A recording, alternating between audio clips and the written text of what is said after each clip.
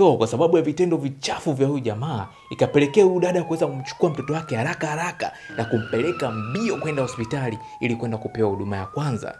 Na dada mwenyewe ni huyu hapa anaitwa Paula. Na Paula yeye ni single mom na anaishi na mtoto wake mmoja tu ambaye ana mwaka mmoja na miezi 4. Paula pia anafanya kazi kwenye mgahawa wa kahawa na anapata pesa ya kawaida tu ambayo inamkimu yeye pamoja na mtoto wake. Anapata pesa ya kuweza kulipa apartment yake na pia pesa ya kawaida tu ya matumizi ya hapa na pale.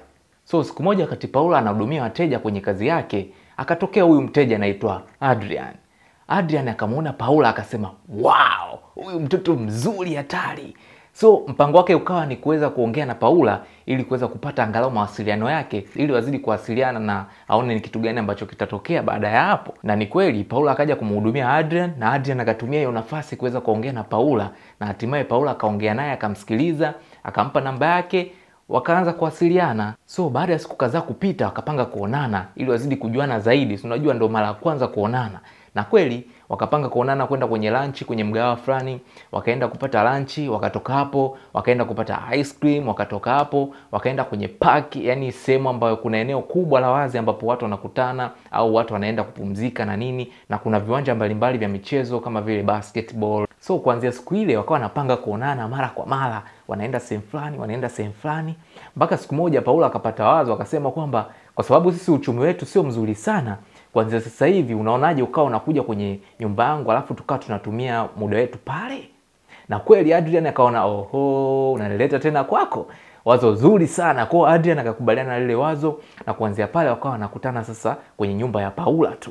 Kwa hiyo Adrian akitaka kumuona Paula, anatoka kwake anaenda kwa Paula, anatoka kwake anaenda kwa Paula. Ikawa maisha ndio hapo hivyo. Na akienda kwa Paula, wanakaa pale, wapo sebleni, wanaangalia movie, wanapika, wanapakua, wanakula, na kila siku hiyo huaga inaishia kwenye kuzagamuana tu. Kwa hiyo Paula akajikuta anampenda sana Adrian, akawa anazidi kumkaribisha nyumbani kwake. Maisha yanaenda vizuri kabisa kati yake yeye na Adrian. Sasa basi, hapa ndo sehemu ambapo mambo yanaanza kuwa ya ovyo sasa. Unaona? Kila siku ambapo Adrian anaenda kwa Paula, huwa kuna muda anatoka anamuomba Paula ruksa kwenda kumwangalia mtoto wa Paula. Na Paula anampa ruksa kwenda kumwangalia mtoto wake vizuri kabisa kama hamna kitu chochote kinachotokea. Na Paula kwenye mawazo yake anasema, "Wow, huyu ndo mwanaume sasa. Yaani mwanaume anamjali sana mtoto wangu kama hivi.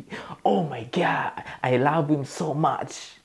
Lakini siku ikiisha wakiachana na Adrian akiondoka, Paula huwa anaendaga kwenye chumba cha mtoto wake kwenda kumwangalia mtoto wake anaendeleaje. Lakini kila akifungua mlango anakutana na harufu mbaya ambayo hajawahi kusikia kwenye maisha yake yote. Lakini muda wote huwa anafikiria kwamba ni mtoto wake ndo ambaye anatoa ile harufu. Kwa hiyo anaenda kumchunguza kwamba amejinyea au amekojoa, anamchunguza kwenye zile pampers na nini, lakini muda wote namkuta mtoto yupo safi kabisa, hajajinyea wala nini. So hiyo harufu ikawa inaendelea kuwepo siku baada ya siku. Lakini siku moja akaamua kumchukua mtoto wake, akasema hapana, ngoja niende nikachunguze kwamba hii harufu inatokea wapi. Akajua labda mtoto wake ana tatizo sehemu. Kwa hiyo akamchukua mtoto wake akampeleka hospitali ili aende kuchunguzwa, labda kuna kitu ambacho kinaendelea alafu yeye bado hajakijua kama mzazi. Na kufika kule madokta akaanza kumpima na vitu kama hivyo, lakini wakagundua kwamba mtoto yuko vizuri kabisa, hana tatizo lolote lile. Lakini Paula akawa anajiuliza, sasa kama mtoto yuko vizuri na hii harufu inatokea wapi?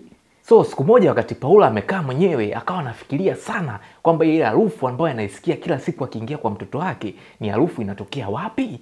Na akaja akapata wazo kwamba aende kuchunguza zile baby monitors. Kama mtu ajui, baby monitors ni zile kamera ambazo zinakaa kwenye chumba cha mtoto ambapo zinamwezesha mzazi kuweza kumwangalia mtoto jinsi gani ambavyo anafanya mambo yake akiwa chumbani wakati ambapo mzazi yupo nje ya chumba cha mtoto. Ndo baby monitors zilivyo. Kwa unaweza ukawa sebleni lakini ukawa unamwangalia mtoto akiwa chumbani. Kwa akawa anachunguza ile monitor ambayo inarekodi matukio yote ambayo yanatokea kwenye chumba cha mtoto.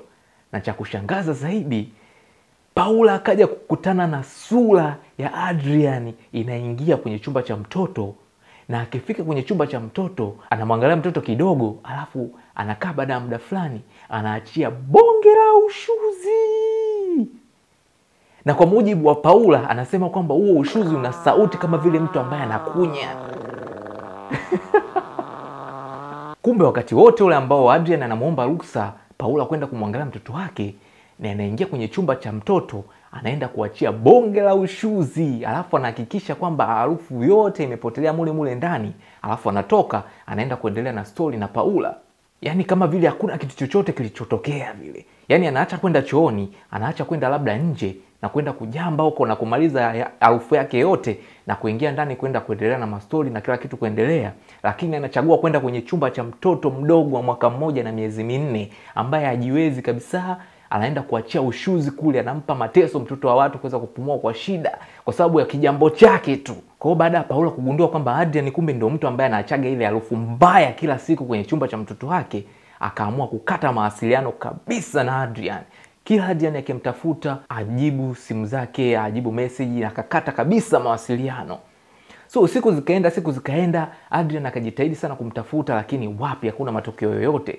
Na siku ikatokea kwamba wakaja wakakutana, na katika kujitetea Adrian akasema kwamba come on, kile ni chumba cha mtoto. Chumba cha mtoto siku zote huaga kinanuka. Kwa hiyo mimi nilikuwa tu nimeenda kuongezea tu harufu.